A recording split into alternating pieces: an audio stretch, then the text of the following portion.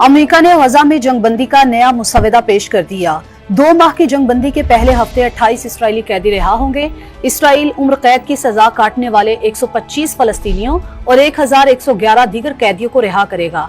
गजा में इमदाद बहाल होगी और इसराइली ऑपरेशन रोक दिया जाएगा। गैर मुल्की खबर रसा इदारे के मुताबिक इसराइल ने मुसव्वदे की मंजूरी दे दी, जिसके बाद मुसव्वदा हमास को भेज दिया गया। दूसरी जानिब गजा में सहूनी रियासत के वहशियाना हमले जारी।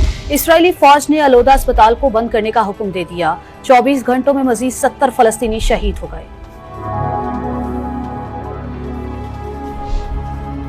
इसराइल उम्र कैद की सजा काटने वाले 125 फलस्तीनियों और 1111 दीगर कैदियों को रिहा करेगा।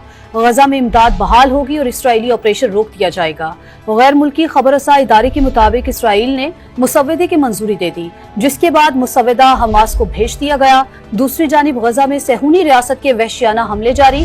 इसराइली फौज ने अलोदा अस्पताल को बंद करने का हुक्म दे दिया। 24 घंटों में मजीद 70 फलस्तीनी शहीद हो गए।